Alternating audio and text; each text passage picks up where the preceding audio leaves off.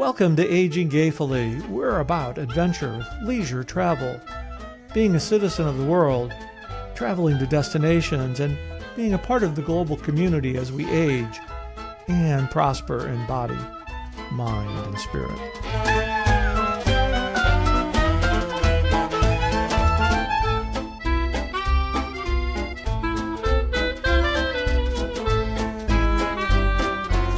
Welcome to Aging Gayfully. I am Josh, and the frog in his throat.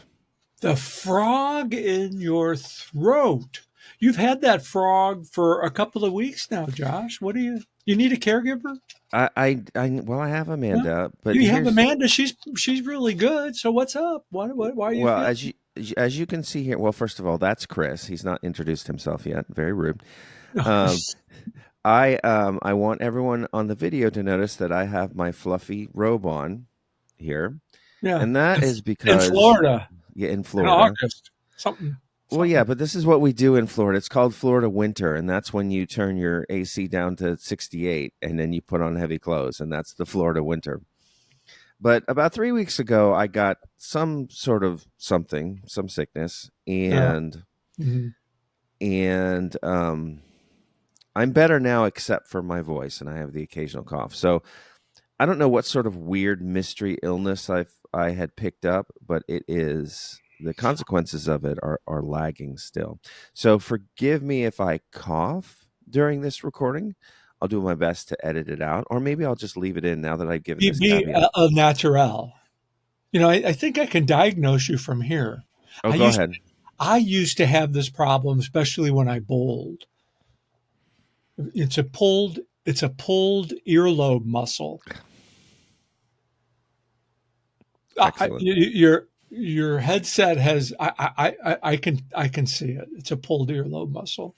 I used to have pulled earlobe muscles when I bowled, especially when the tournament wasn't going well, and I need to figure out how do I get out of this? How do I get out of embarrassing myself? I said, I had this pulled earlobe muscle. I just was so unbalanced. So, I don't know. It's kind of, you might be a little unbalanced. I don't know. So what's the treatment for that? The treatment for that is more practice. At least on the bowling side. For you, it looks like it's your robe, and maybe turn the air conditioning up to 69 instead of 68. I am definitely not in the shape to turn anything up to 69 right now. Let me just get my wind a little bit more, and then we'll proceed to there. But you're a trooper. You're digging in. We're doing it today. Well, listen, life does not stop when we get sick, unless, of course, there's a global pandemic, and then everyone shuts down. But besides that, it has been a heck of a week since we last talked. You've had all of these developments that I'd love for you to update the listeners what on. is going? I really am aging gayfully. I don't know if anybody out in our aging gayfully sphere has hopped on to Instagram here recently, but I've had some really fantastic experiences, and it's about, again, stepping into your comfort zone. I got hired by an artist to sit as a model, and it's kind of like these new experiences. Opportunities present themselves. So I said, yes, I kind of knew what I was getting into, but we got to the studio, and I knew I was going to be painted on, but I walked in and I felt like I was in my element. There was probably 6, 7, 8 staff people there before the artist arrived, and she came in and we connected, and she said, "How would you feel if I painted you with your shirt off?" And I said, "Hell yes." In fact, if she had told me to take my pants off, I probably would have been okay with that too. But it just, to me, it was a reminder about following your dreams, stepping into your comfort zone. As she was painting on me, it was kind of like, no holds bar. But she did want to paint on my beard, and I said, nah, I'm not sure I wanted to do that. I didn't want to do that. Don't mess with the moneymaker. Don't mess with the moneymaker. And actually, I'm glad you brought that up because I asked the staff, I said, well, what attracted you? I mean, they reached out to me. I didn't, wasn't something that I would have normally have applied for. Now I'm going to apply for all of them when I see them. And they had a couple of wonderful comments. They said, well, your profile, you come across as approachable, easy to work with. And then we wanted to paint that gray beard of yours. We wanted you in these paintings. And it's like, okay. So it's like those mornings when I wake up and it's kind of like in 4 or 5 different places, I think, hey, maybe it's time to trim it. And I said, no, because all these gigs that I'm getting, I hope it's because I have some talent, but they're to a person they've all in a company they've said it's the gray beard. So Yeah. they're it's kind of a testament to all of us that are out there that are in our uh, 50s or really more so 60s and 70s.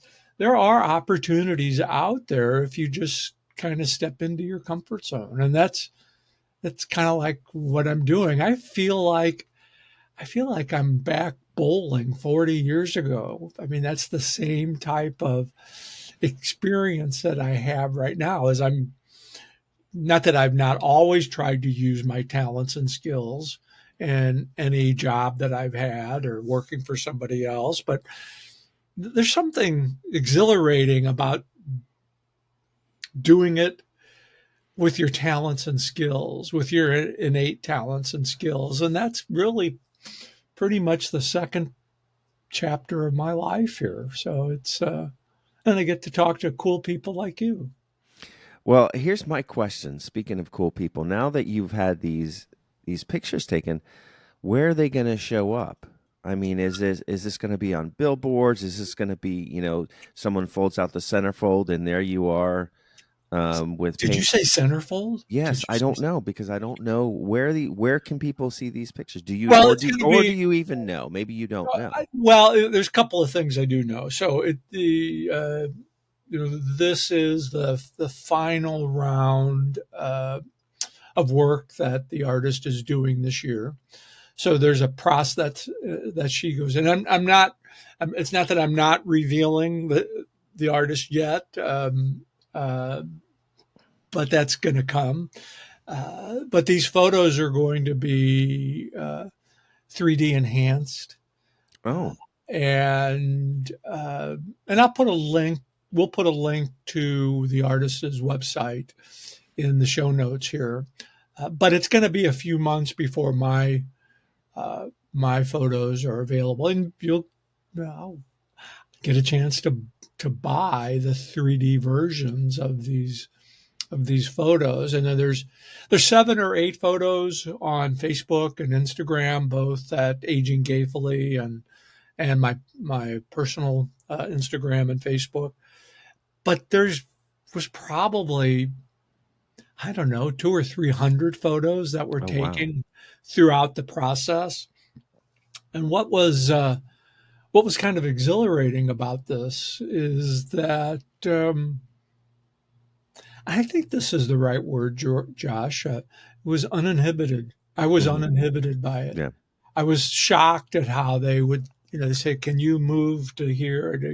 And it's like it was all natural. Some of these poses that you'll see uh, on social media were taken with an iPhone, and and why I'm mentioning that is not that I'm not an iPhone user, but those photos are like spectacular. But the professional photographer that was there with his big rig, I can only imagine what these photos are going to look like, and these little movie clips are going to look like. But when I walked into the studio, it was like I'm in my element, and that was the same way I felt I've had a couple of other experiences in my life with that. Bowling, for sure. When I walked in a bowling alley, I was in my element. When I'm behind a microphone doing a podcast or recording, or one of my funny lines at the studio, because they were taking all these pictures, and I said to the photographer, because I knew he would get a kick out of it, I said, well, I've never met a camera I didn't like. So, and that's kind of out of character for me to be so um, what's the right word? So open Mm. about it, because usually in the settings that I've been involved in most of my professional career, not that my personal personality didn't come out, but there was a whole other side of me that never came out. So it's just this whole realm of self discovery at the stage in my life, and it's fucking awesome. Well, it is pretty amazing because I was thinking about this last couple days. The idea of, first of all, we're never too old to learn and to grow, You never do. You never do. but you could have a person who is really struggling, and they're struggling, and they think, well, I'm broken, I don't really fit in, I must not really have a place in society, and then they are lucky enough to find rich soil in which they can really grow, and then all of a sudden they discover who it was that they've been this whole time. And so that's what it sounds like has happened to you, is that this is, you are becoming more and more you as you find better and better soil, or more appropriate soil, in which to plant yourself. Right, and I think it kind of comes back to, again, this is uh, stepping into your comfort Hmm. zone. It's all, the phrase has always been stepping. You need to step out of your Hmm. comfort Yeah. zone, and I, maybe it's my dyslexity, but to me, it's the exact opposite. It's stepping into your comfort zone and finding it. And here's an example, and this is a 40 some odd year ago example, but I when I was bowling professionally, there was days where you practiced 2 and 3, 4 hours a day. I mean, you were in the bowling alley 24/7, and then friends of mine who really weren't connected to the bowling scene, which is understandable. They'd come in and they'd want to go do something. They would sit there and they'd watch it. They'd say, "Well, what what are you doing? You're just repetitive. You're just." I said, "Well, you know what? I'm practicing my skill." And that's kind of the same mindset I have about these gigs and these podcasts, and again, practicing your skill. It's not work. It's like tomorrow uh, I have an appointment with my voice coach because I've got to audition for a play this week, and it's like I just it's like, Lindsay, I need your help, and it's like it's exhilarating. Or I could sit at my desk and try to do book work, and ugh, what that it's like, all right, I'm going to fix what's wrong with the website. I end up breaking it more than fixing it because I don't know what the hell I'm doing. But if I'm using my talents and skills, and I think all of us want to use our talents and skills to the best of our abilities, you got to step into your comfort zone. So it's so interesting to me that when you tell stories about stepping into your comfort zone, you always go back to bowling. Now, you've done several things since then, but is bowling really the last time, besides now and this revolution you're going through now, really the last time you felt most fully in a context that honored who you were? Exactly. Yeah. Yeah. So Yeah, from now on, your stories are going to be, oh, I was acting in this thing, or I had my shirt off for this lady who painted me all up. like Those are going to be your stories. oh, wait a minute, I got an idea. Oh, you're Maybe going to paint yourself up in bowl. no, maybe we should do a shirtless podcast. Come on now. Come on now. I'll bring the paint. Yeah.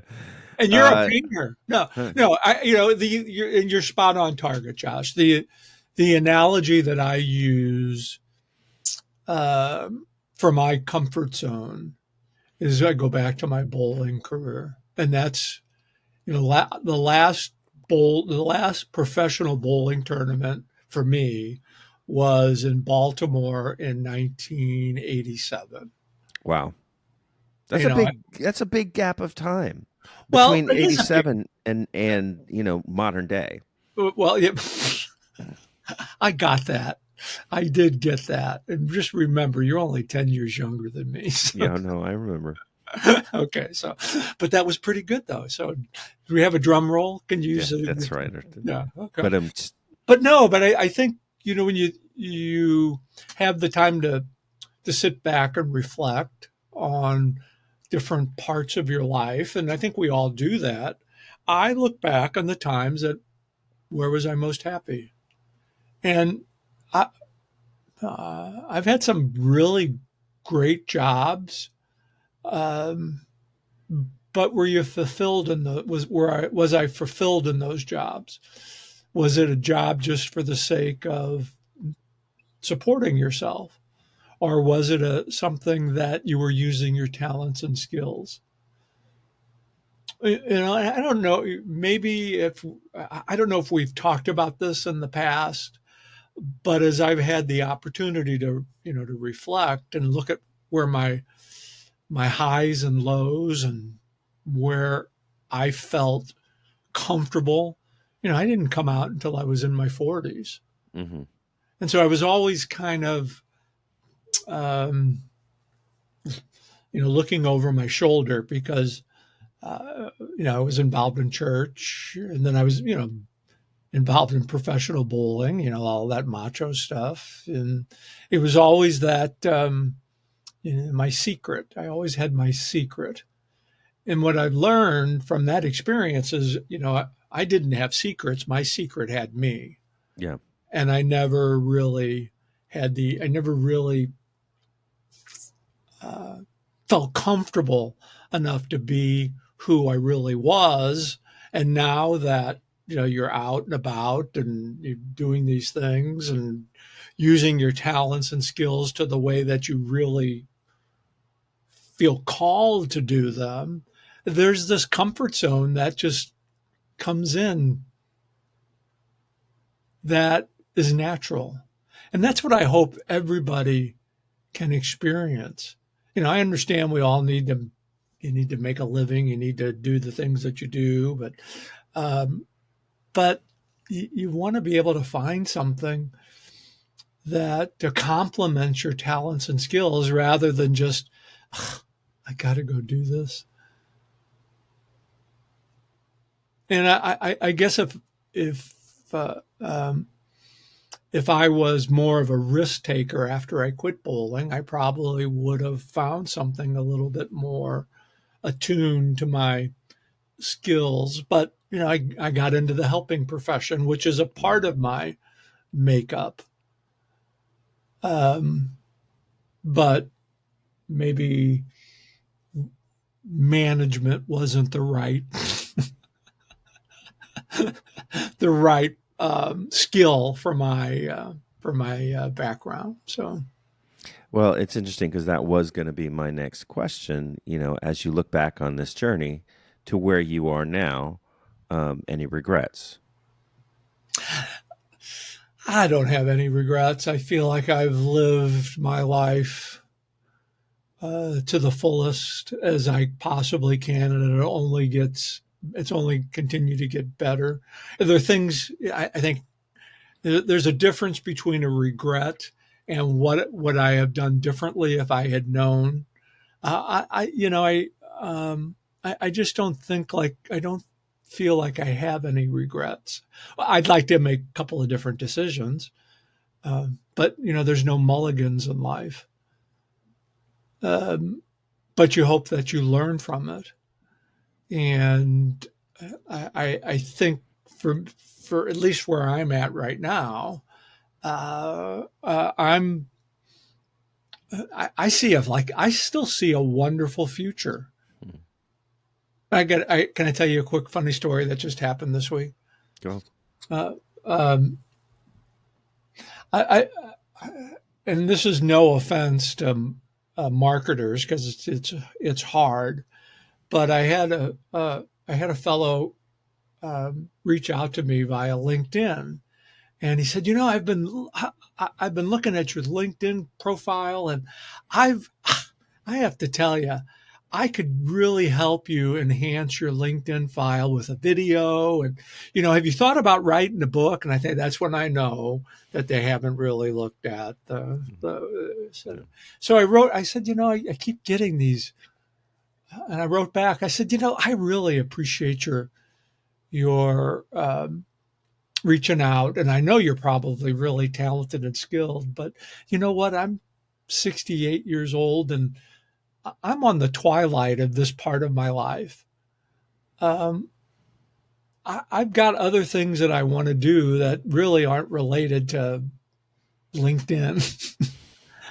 And sure, I could put all the gig work that I'm doing up on LinkedIn, and maybe I will do that. But it was another affirmation about following your dreams. I don't want to all that. You, I don't want to get involved in things that I'm not good at. Yeah. Yeah. And it's interesting because you're saying that there's no mulligans in life. In a way, there's not, but in a way, there is, because if we pass on what we would have done different, then someone else will make a different decision. We will have helped them. And Well, and it's in a a way, yeah, karmically, that's a mulligan. well, yeah, I would agree with you on that because I think when you uh, to kind of draw this out a little bit more, um, we all hopefully learn from our experiences so that when something similar comes up down the road, you can make a better choice because Hmm.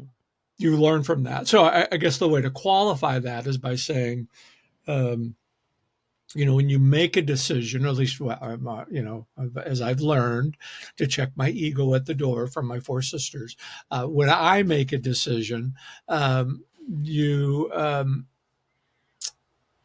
that maybe wasn't the right decision that you see a week or a month or a year later or whenever, but in the time that you made that decision, that was what was prevalent in your mind. So you really can't, in one sense, discredit your thought process in the moment. The facts might have been skewed a little bit, or you might have been looking at it differently, but you made that decision based on what that moment was telling you, without really knowing what the outcome was going to be. I mean, I look at my lived experiences, and I don't, would I goodness, I've had a variety of experiences from bowling professionally to being in the seminary to running an agency for Catholic Charities to it's kind of been a cornucopia of things. And then when you look back at it, you think, where are you most happy? What was the most fun? And I go back to bowling. Why, Yeah. what was fun about that? Well, I didn't need anybody to tell me how good or bad I was because I knew it just by and every time I threw the ball down the lane. And one of the biggest lessons I learned in bowling that I think we can all apply to every area of life. And it was one of the tournament directors early on in my career. He said to me, and if I'm repeating myself in a previous episode, but I've kind of lived this motto. He said, Chris, if when you step onto that approach and grab the ball, if you don't believe you're going to strike every time you do that, then you're already defeated.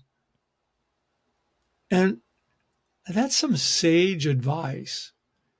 I got up on that lane every time, and I held that ball, and I said, I'm gonna strike.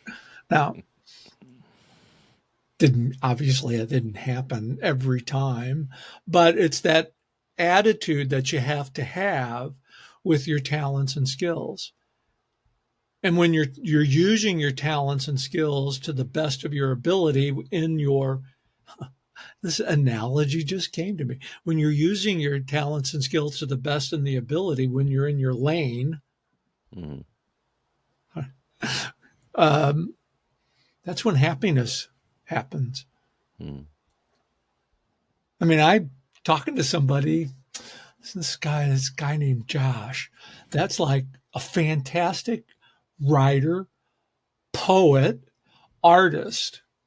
And when I listen to your poetry and I see your artwork that you do, it's like, man, this guy is freaking talented.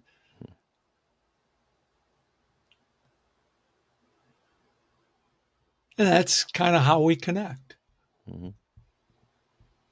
Kind of turn the tables here just a little bit because Yeah. I can't make it all about me, but No. Yes, and when I find a world in which I can just do these, and mhm. I'm pointing to the paintings back behind me. Yeah, Yeah, especially the one that's over your. Well, I don't know. It's that one. yeah, that one, right? That one Yeah, right there. yeah. So yeah, if anyone wants to pay, be my patron, we can go back to the old system. Patron, Oh yeah, patron. Yeah, patron. be my Well, patron. we can Would you put like to be aging my gay, patron? we can put aging gayfully on Patreon, and Thanks. Yeah. what do you So know? we will see. We will see. But speaking of aging gayfully, how can people reach out to us, tell us their stories Tell us your story because finding their comfort zone? because it's through story sharing where diversity meets the road to There you go. collaborate on a common cause. And they can find us on aginggayfully.com or they can email us at yesiam at aginggayfully.com. Josh, you got through this whole session without coughing. I know. I know. I did have to take a sip of what we're calling water in here, and so that helped me out. So that's good. No, I did okay. I think that this episode is a keeper. I think we'll just go ahead and release this thing. Well, why not? I mean, There you and go. stay tuned for our shirtless Aging Gayfully. Yeah. Stay tuned. Just don't hold your breath. I would be concerned, but do stay tuned. And check out the photos of the artist and me posing Oh, shirt. I've put them Shirt. in the episode. So when you're Oh, talking you did. about it, I've put them in. Oh, okay. Well, and I don't need to. I don't need to self promote because I'm still looking. I'm still working on that myself. Well, So yeah, do self promote. Absolutely. Absolutely. go and look at the pictures. Go and look at all of them. And be expecting at some point that he's going to be on, in Times Square up on the billboards with all of the other shining lights. Well, I so appreciate you, Josh. You're the best. You're the best. And our audience is the best, but we do want to hear from y'all. So Yeah. do email Tell us your us. story. Tell us. Everybody has a story, but not everybody gets a chance to tell their story. So the way to this is the way to come on the Aging Gayfully. All right, folks. So until next time, I've been Josh. That's been Chris. We'll see you soon.